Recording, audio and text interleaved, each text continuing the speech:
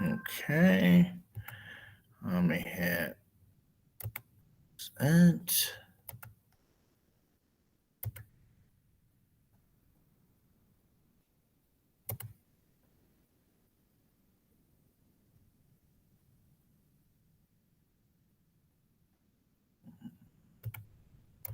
All right, can everybody see that? Yes. Okay, good. That's the last slide from yesterday. So you don't need to type anything out. You should have had that for yesterday.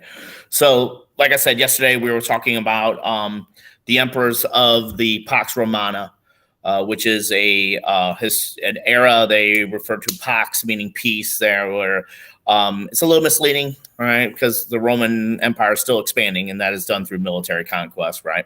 But it's this idea that we don't have these series of civil wars that marred the second half of the era of the Republic. So the Pax Romana begins with the emperor, the first emperor Augustus, right? And he starts what they call the Julio-Claudinian dynasty, we talked about yesterday. So the position of emperor is like a monarch, is this position where it's usually kind of like handpicked, or the idea where you pass that from, in a lot of these societies are patriarchal, from father to son. However, for the Romans, you don't have a lot of times where that occurs initially here in the early part. They usually have this kind of a tradition of adopting heirs. Sometimes they're family members, sometimes not, like we'll talk about today. But like for the Julio-Claudinian dynasty, Augustus ends up adopting his stepson Tiberius. After Tiberius, he adopted his great nephew, the infamous Caligula. After Caligula's murder by the Praetorian basically discover Claudius, Caligula's uncle. All right, so that's a little bit of a weird transition as emperor. And then Claudius signifies his stepson Nero, even though he had a biological son named Britannicus, as his heir. And we know Nero, like Caligula, their reigns were rather tumultuous. And so Nero, after he commits suicide, he is the last of the Julio-Claudinian. There's a brief period where they call it the year of the four emperors, 68 to 69, where we find four generals all kind of vying for power. The Emperor Vespasian wins out in that little civil war, and he establishes what they call the Flavian dynasty, which brings back a little continuity, brings back a little stability here. The Flavians we see from Vespasian to his son Titus is this one where we find this kind of the passage of power from father to son. All right, both Vespasian and Titus generally have pretty good histories. The Colosseum is associated with both of them, where with Titus's reign, that's when it was completed. However, Titus, who kind of has a popular history, is only going to serve for about 3 years. He dies unexpectedly. Then his brother becomes emperor. All right, and his brother was not as popular as his father and other brother. He had insisted the Senate refer to him as Master and God, which gets him in trouble anytime these guys insist on being referred to as a living God. That's when we start to see a little bit of pushback. In 96, he's murdered, quite possibly by the Praetorians, and he doesn't have an heir, so he's the last of the Flavians. Now, the next lineage, the next dynasty here, this is a point where it could teeter a little bit here. All right, and so the next group of emperors are referred to as the Antones, or what a number of historians refer to as the good emperors.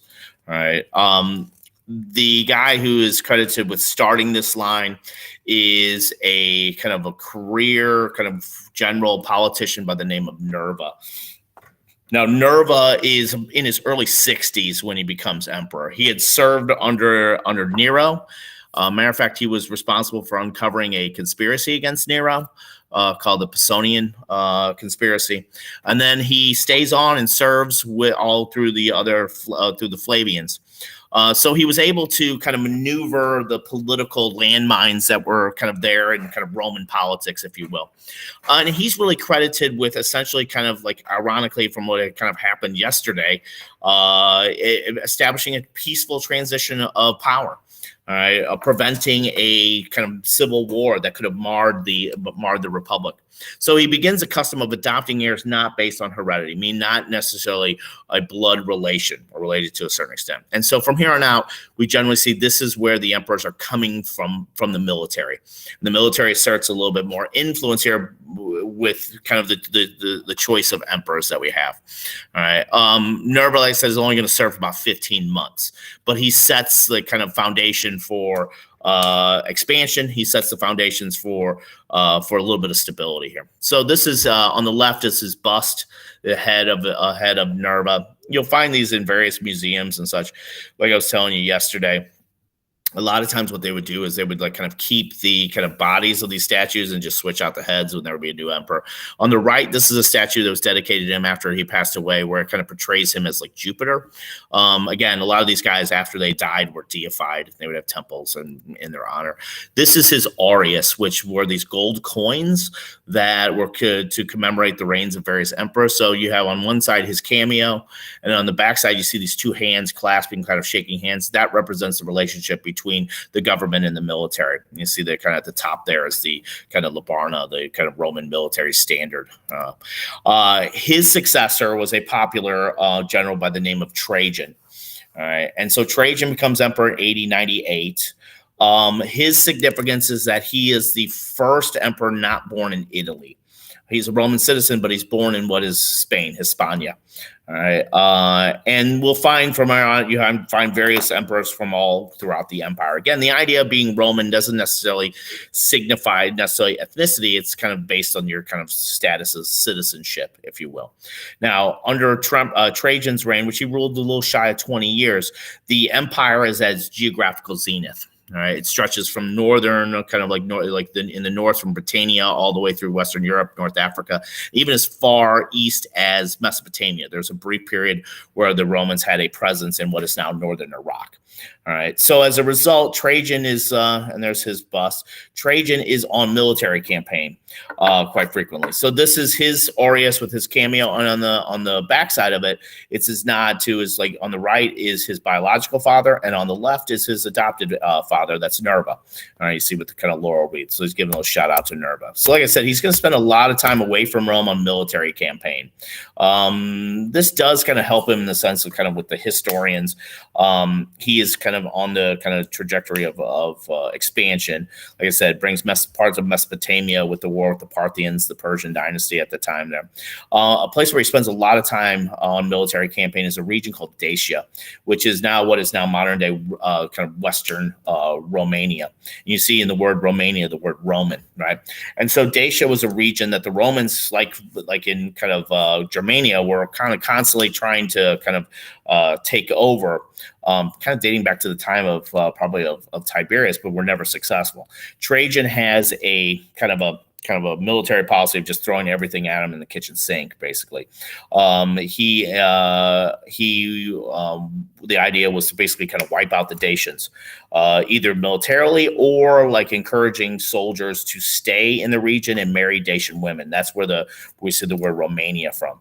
One of the more popular Romanian names is Traian. All right, which is taken from Trajan there. So that's where the kind of name kind of into. So he is going to, and a lot of wealth from Dacia is going to go back to Rome. He dies en route back to Italy from military campaign. It's considered kind of a benevolent emperor. Particularly to the Roman poor. Again, a lot of these guys would kind of garner a lot of their support from the poor. He's also, for Christians, considered a noble pagan, mainly because his policies weren't insisting on like kind of persecuting Christians. Let's say like Nero, where we get that concept of an antichrist. Later, during the Middle Ages, a pope claims to have basically baptized Trajan while he was in the grave. All right. But one of the things after Dacia is that he's going to have constructed a forum, and emperors would do this. Augustus had one as well. These kind of public spaces where people can like see the greatness of these emperors, like their achievements, and there would be a temple dedicated to them. And in the middle of Trajan's forum is something called Trajan's Column, which inscripted there on the on the pillar is basically his story of his conquest of Dacia. In reality, this is a monument dedicated to genocide, if you really want to be honest.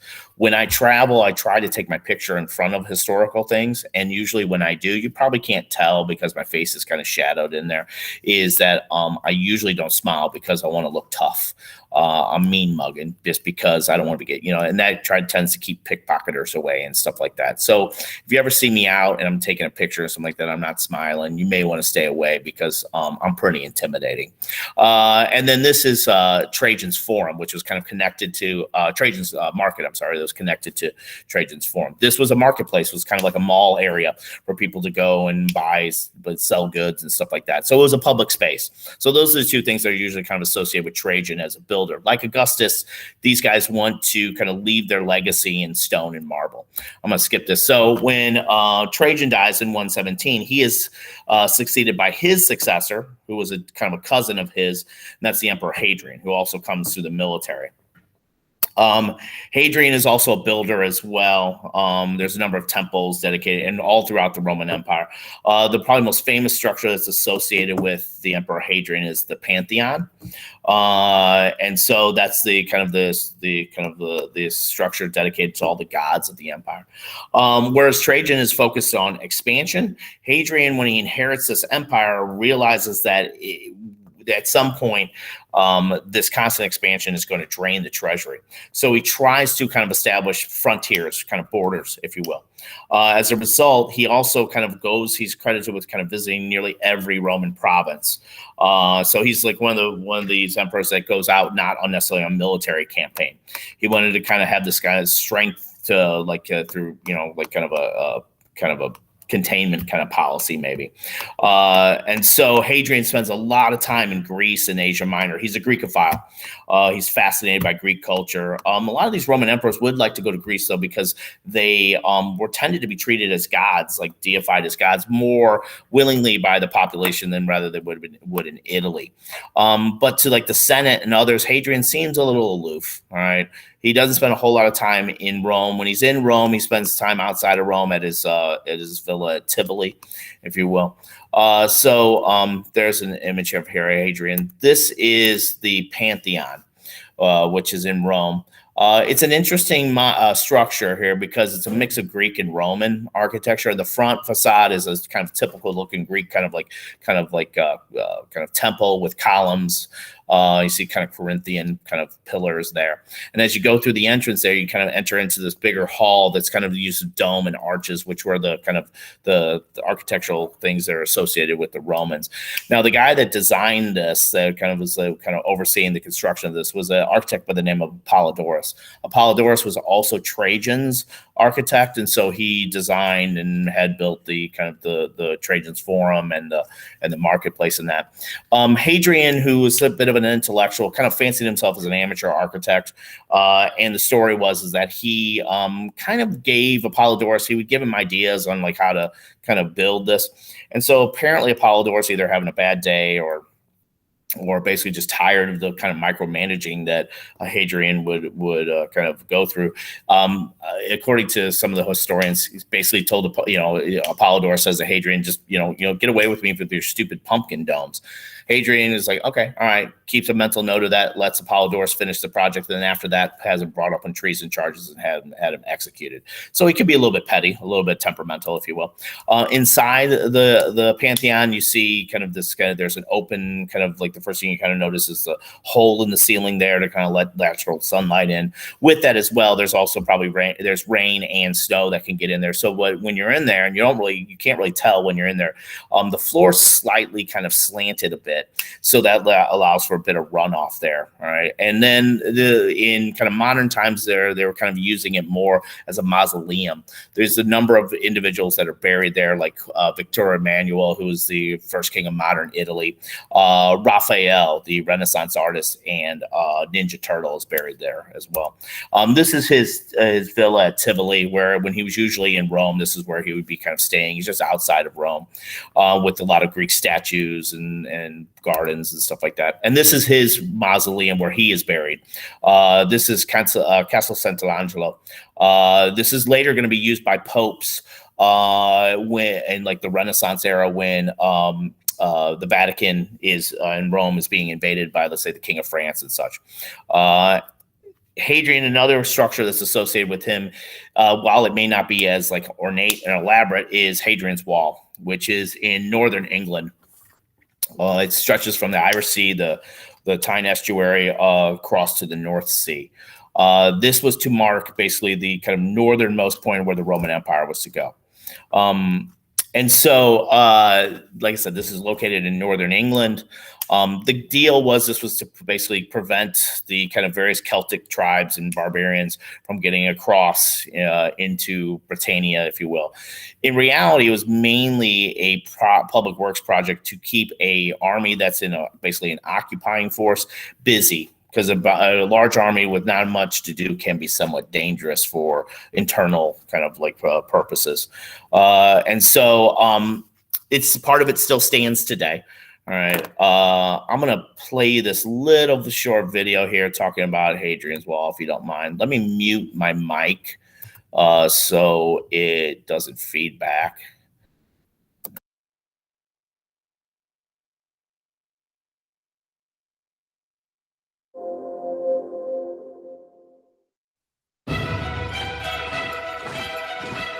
To the Romans I assign no limit of things nor of time. To them I have given empire without end.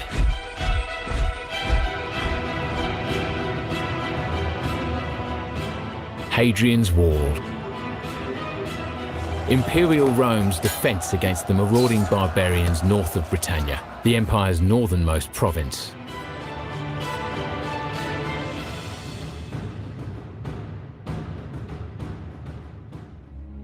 Construction of the wall began in 122 CE under Emperor Hadrian and took around 6 years to complete.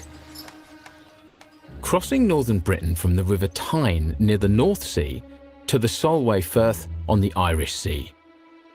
It is the largest Roman artifact anywhere. 16 forts were built into the wall, each housing 800 soldiers. Typically, each fort had its own stable, granary, hospital, and toilets. In between these large forts, a series of gates were guarded by a smaller fort or mile castle. This cross-section of the defensive structure shows the engineering skill of the ancient Romans, comprised of a ditch, a wall, a military way, and vallum. It's easy to see how it would slow invading tribes. The modification of the landscape to suit Imperial Rome's purpose highlights their desire to impose their will upon the environment. Hadrian's Wall was a formidable physical barrier that also served an important symbolic function in terms of the ideology of empire. The Roman Empire, one of the largest in history, was at its most expansive in 117 CE under Emperor Trajan. Roman rule extended across Africa, north of the Sahara, the Mediterranean, Gaul, the Balkans, Dacia, Asia Minor, the Caucasus, Mesopotamia, and areas of Germania and Britannia. Between 55 to 60 million people were under its rule, almost a quarter of the world population at that time. Unlike his predecessor Trajan, Hadrian didn't continue the expansionist policy. Less obsessed with the concept of empire without end, Hadrian wanted to stabilize, then consolidate the empire. His foreign policy encouraged peace through strength, rather than perpetual wars of conquest. And once built, the wall not only demarcated the Roman Empire's sphere of influence, but in the Roman mind, the limit of the civilized world. Beyond it lay the barbarians. It was the line that separated order from chaos. For the Romans, order was represented physically in the form of infrastructure. Roads, aqueducts, amphitheaters, forums, and temples. and when urban centers were established, they were laid out on a grid. When the Roman Empire invaded and annexed a region, they wanted to conquer the people and gain territory. It was a political act, and the intention was to civilize the barbaric tribes. Romanization, the assimilation of conquered people into the empire, occurred on a daily basis. After conquering the ancient Britons and Celts, the Romans introduced them to their concepts of religion, law, politics, and economics. Along Hadrian's Wall, military supply contracts for food and resources were given to people near the fortified camps. But for the most part, interaction across the divide occurred regularly. Gates in the wall were used for commerce and trade, to collect tax, minimize smuggling, and control immigration. Under Hadrian, the time for war, at least notionally, was over, and it was time for peace. Hadrian's Wall served many purposes, but perhaps its most important purpose was as a physical reminder of the intangible might and power of the Roman Empire. It reinforced Rome's supreme confidence that they could go anywhere and do anything.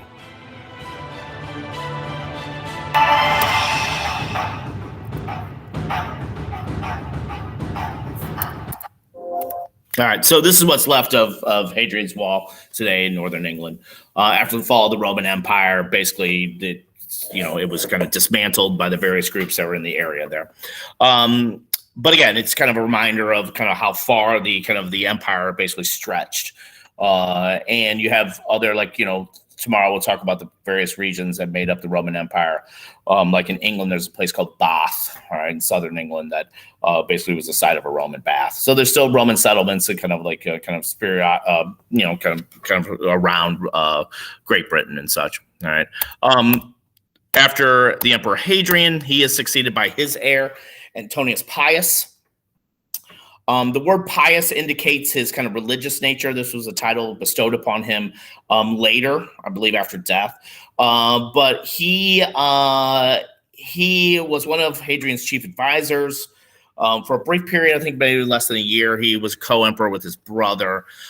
His rule, the thing about it is his kind of rule is rather uneventful. He benefited from the stability established by Trajan and later Hadrian. There is a wall that he actually kind of built a little bit further past Hadrian's wall, but it was briefly only there. So it's a time of unusual peace and prosperity. Maybe the only kind of military conflicts that are kind of associated with this time would be still in Germania there. And so Antonius Pius there's a kind of the structure that's usually associated with him is there's a temple dedicated to him in the actual Roman Forum. There's his bust. And so this is dedicated to him and his wife Faustina. Now later it's kind of built, a church is built kind of around it, if you will. So you see like the front entrance there with the kind of the Corinthian style columns. That's the entrance of the original temple, and then a church that kind of sits around it. You see it's kind of under construction in that image there. That was dedicated to Antonius Pius and his wife. So you can kind of see the Corinthian columns there. So it's a kind of an interesting structure. It's in the original Forum. All right. And so then Antonius Pius is succeeded by a nephew through marriage, and that's Marcus Aurelius. All right. Now, Aurelius is kind of like Trajan in the sense he spends a lot of time on military campaign, particularly in Germania on the Eastern Front, if you will. And so Aurelius is, like, if you ever see the movie Gladiator, he's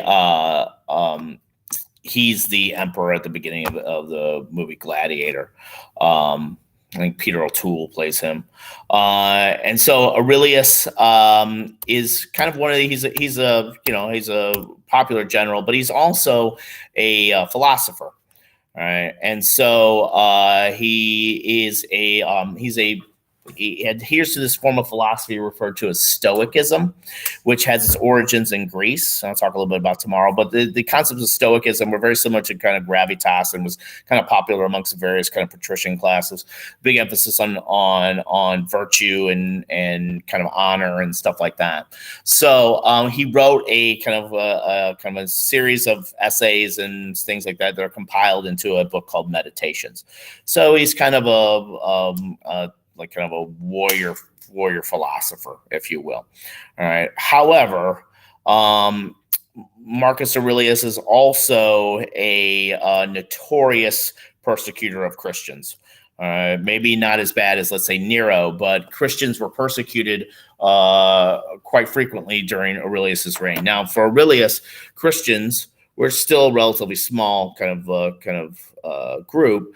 Were kind of viewed as a threat to Rome because, like other Jewish sects as well, they did not recognize, because of worshiping false idols, the Roman gods. And so for the Romans, they were generally pretty liberal, allowing a lot of these cultures to maintain their kind of belief systems, as long as they at least made an attempt to kind of build a temple or, recognize the Roman gods. Because recognizing the Roman gods, it means you recognize the Roman state. All right. So Aurelius was kind of a notorious persecutor of Christians. His end occurs in 180. 176, he goes back to the Eastern Front around a place called Vindobonda, which is essentially Vienna in Austria, and dies of a fever, possibly the plague. All right. He has his son, who towards the tail end was his co-emperor. If you ever watched the movie Gladiator, you'll have this in the movie. His son Commodus is played by Joaquin Phoenix, and that gives this impression that they didn't have this great relationship. That was embellished. All right. And Commodus's reign is like Caligula's and Nero's. It's somewhat scandalous, unstable, to say the least. Commodus himself, he viewed himself as like Hercules to a certain degree. In the movie Gladiator, they portrayed him as kind of entering into the games and fighting gladiator battles, and that was true according to the histories. There's he would kill animals. There's one weird story which he shot an ostrich and cut off the ostrich's head and then held it to where the senators were sitting. That could be you. People were a little kind of turned away from him after he killed 2 giraffes in the games. There's one story in which he was dressed as Hercules and he killed what it was supposed to be a giant. The giant was essentially a guy with no legs on the shoulders of another individual, probably a criminal, and he had him slayed. He at one point tried to get the city of Rome changed to his name, and he included all these honorific titles in that name. So the city of Rome for about a few months was named this ridiculously long name. However, Commodus is going to be killed by his wrestling partner. All right? And so Commodus's reign starts this kind of period where we have a lot of turnover. So Marcus Aurelius, for most accounts, is considered the last emperor of the Pax Romana. After this, we find a lot of kind of to become emperor was taking your life in your own hands. A lot of guys were assassinated. All right. So tomorrow, what I want to talk about is the various regions that make up the Roman Empire, the various provinces. All right. So I am going to stop presenting. Let's see. And stop recording. All right. So